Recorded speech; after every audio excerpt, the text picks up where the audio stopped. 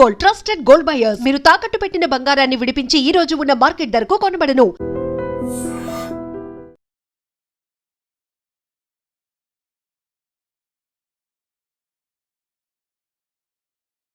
రాజస్థాన్లో అత్యంత అమానుషమైనటువంటి ఘటన జరిగింది. 13 ఏళ్ల బాలికని 30 మంది వరుసపెట్టి అత్యాచారాలు చేశారు. నిజంగా దేశం మొత్తం కూడా ఒక షాక్కి గురైనటువంటి ఘటన.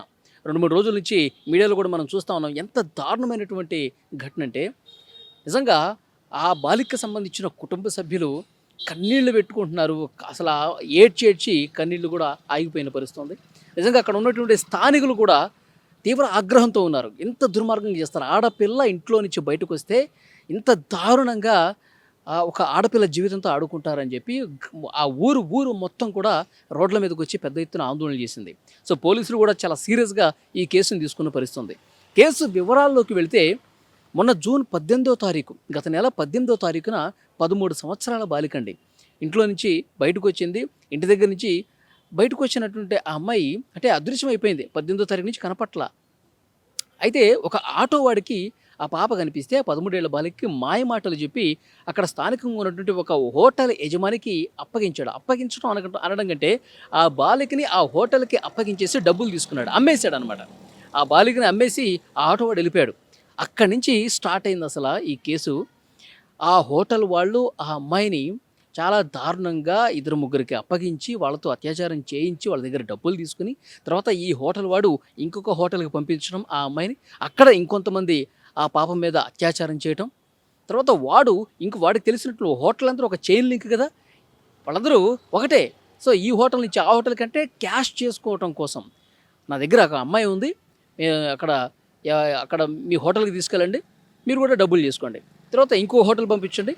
అట్లా 13 ఏళ్ల బాలికని 4 హోటల్స్ తిప్పి 30 మంది చేత అత్యాచారం చేయించి చాలా దుర్మార్గంగా ప్రవర్తించారండి. కేవలం డబ్బుల కోసం ఈ విధంగా దారుణంగా 30 మంది వరుస పెట్టి అత్యాచారం చేసినటువంటి పరిస్థితి ఉంది. నిజంగా చాలా బాధ కలిగించే విషయం. అయితే ఈ పోలీసులు కేసు నమోదు చేశారు, దర్యాప్తు చేస్తూ ఉన్నారు. పాప స్టేట్మెంట్ రికార్డ్ చేసుకున్నారండి. ఆ పాప స్టేట్మెంట్ రికార్డులో కూడా ఒక భయంకరమైనటువంటి వార్త ఏంటంటే, ఇంతమంది వరుస పెట్టి అత్యాచారాలు చేస్తున్నటువంటి టైంలో కడుపులో తీవ్రమైనటువంటి నొప్పి ఉంది, నన్ను వదిలేయండి, నన్ను మా ఇంటికి తీసుకెళ్ళండి అని చెప్పి ఆ పాప ప్రాధేయపడితే అక్కడ ఉన్నటువంటి ఒక హోటల్ నిర్వాహకుడు, 4 హోటల్స్ ఉన్నాయి కదా, అందులో ఒక హోటల్ ఓనర్ అన్నాడంట, మద్యం తాగితే ఇగో ఈ గ్లాసులో మందు పోసాను, మందు తాగు, ఈ మందు తాగితే నీకు అసలు నొప్పి అనేది ఏమీ తెలియదు, నొప్పి అసలు ఉన్నట్టు కూడా తెలియదు. అంటే మద్యం మత్తులో అంటే మత్తు ఎక్కితే ఇంకేమి నొప్పి తెలియదు అన్నట్టుగా వాడు గ్లాసుల మీద గ్లాసులు మద్యం కూడా తాగించాడంట ఆ పాప చేత. తాగించి ఇక వాడి తర్వాత వీడి తర్వాత వాడు, అట్లా 30 మంది అండి. దాదాపు 4-5 రోజుల్లో 30 మంది వరుస పెట్టి ఆ పాప మీద ఎంత అఘాయిత్యానికి చేశారంటే నిజంగా ప్రపంచంలో అసలు ఆడపిల్లల మీద ఇన్ని ఘోరాలు ఇక్కడే జరుగుతాయా అనిపిస్తుంది. ఉదయం లేచిన దగ్గర నుంచి మనం పేపర్లు చూస్తుంటాం, టీవీలు చూస్తుంటాం, అత్యాచార ఘటనలు, ఇలాంటి అమానుషమైనటువంటి చిన్నపిల్లల మీద, మైనర్ల మీద దాడి కేసులు జరుగుతూ ఉంటాయి. అయితే ఎప్పుడైతే ఈ కేసుకు సంబంధించిన వార్త బయటకు వచ్చిందో, ఆ కుటుంబ సభ్యులకి ఇన్ఫర్మేషన్ తెలిసిందో, ఆ గ్రామానికి తెలిసిందో, ఇది రాజస్థాన్లోని శ్రీ గంగాపూర్ జిల్లాలో జరిగిందండి. ఇక తెలిసిన తర్వాత రక్తం ఉడికిపోయింది ఒక్కొక్కడికి. ఇంత చిన్న పాపని ఇంత దుర్మార్గం చేశారా వీళ్ళు?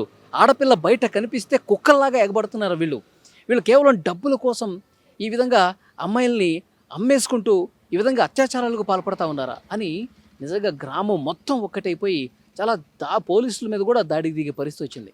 ఇక పోలీసులు కూడా వాళ్ళని కొంత శాంతపరిచి ఇన్వెస్టిగేషన్ చేసి మొత్తం 30 మందిలో కొంతమందిని పట్టుకున్నారు, కొంతమంది పట్టుకుని వాళ్ళకి తాళ్ళు కట్టేశారండి. మీరు ఆ వీడియోలు కూడా చూసుంటారు స్క్రీన్ మీద. కాళ్ళకి చేతులకి తాళ్ళు కట్టేసి నడి రోడ్డు మీద కొట్టుకుంటూ తీసుకెళ్ళి వాళ్ళు పనిష్మెంట్ ఇచ్చారు.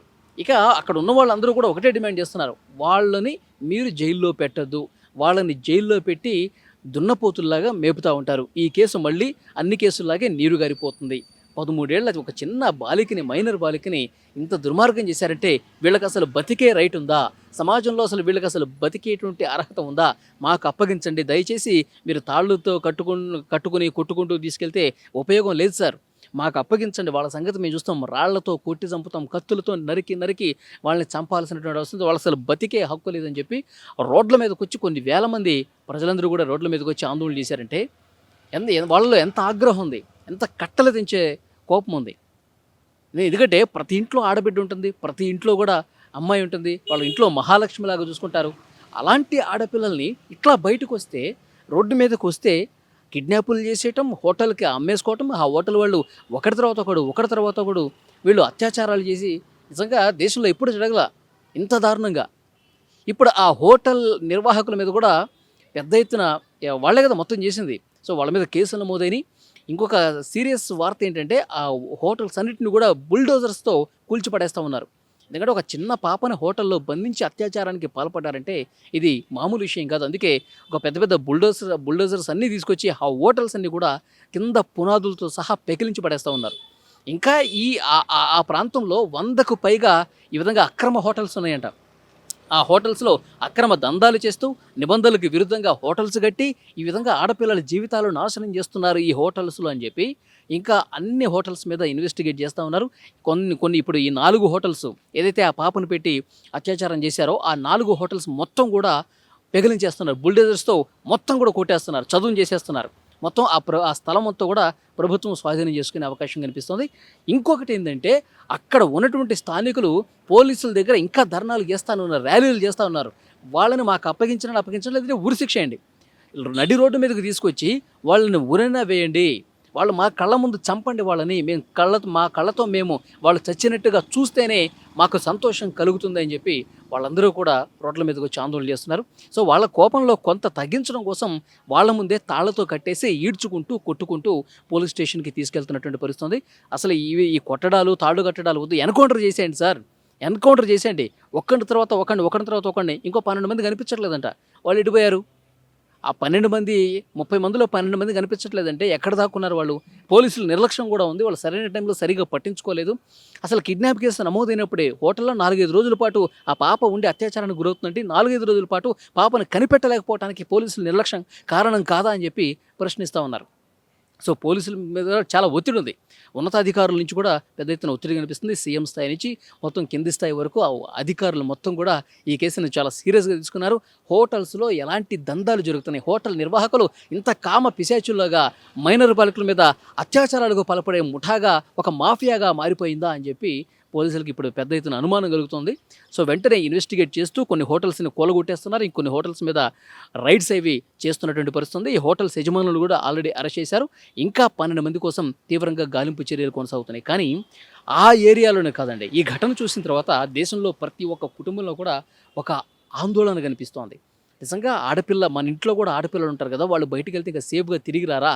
ఆడపిల్ల ఇంటి నుంచి బయటికి వెళ్తే మళ్ళీ ఇంటికి తిరిగి వస్తుందని చెప్పి నమ్మకం లేదా?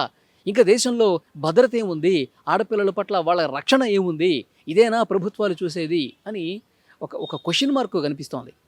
వీళ్ళకి కఠినమైనటువంటి శిక్ష వేస్తే, వీళ్ళని చంపేస్తేనే, వీళ్ళని ఎన్కౌంటర్ చేస్తేనే, రోడ్డు మీద కాల్చి పడేస్తేనే బుద్ధి వస్తుంది.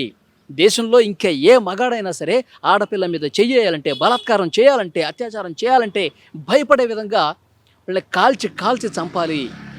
ఆ విధంగా చేస్తేనే వీళ్ళకి భయం వస్తుంది.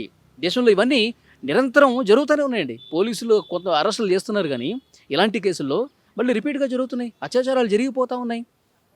సో డెఫినెట్గా పోలీసులు చెప్తా ఉన్నారు, మేము మీకు న్యాయం చేస్తాం, బాలిక కుటుంబానికి డెఫినెట్గా న్యాయం చేస్తామని చెప్తున్నారు. కానీ ఇలాంటి న్యాయాలు వద్దు, వాళ్ళని ఎన్కౌంటర్ అన్నా చేయండి, మాకన్నా అప్పగించండి అని చెప్తున్నారు. ఇంకా అక్కడ ఉద్రిక్తతలు, ఘర్షణలు కొనసాగుతూనే ఉన్నాయి. సో ఇంకా ఫర్దర్ ఇన్వెస్టిగేషన్ ఎలా జరుగుతుందో చూడాలి. ఈ వీడియో చూసిన తర్వాత మీకేమనిపిస్తుంది? రాజస్థాన్లో జరిగినటువంటి ఈ అమానుష ఘటన, ఈ దారుణమైనటువంటి ఘటన, 13 ఏళ్ల బాలికని ఇంత దారుణంగా చేసినటువంటి ఘటన మీద మీ అభిప్రాయం ఏంటి? ఆ రాక్షసుల్ని, ఆ దొంగ వెధవల్ని, ఆ కామ పిశాచుల్ని ఏం చేయాలి? ఎన్కౌంటర్ చేయటం కరెక్టా, లేదు అంటే వాళ్ళ జీవితాంతం జైల్లో పెట్టడం కరెక్టా? ఏమంటారు మీరు? Please comment.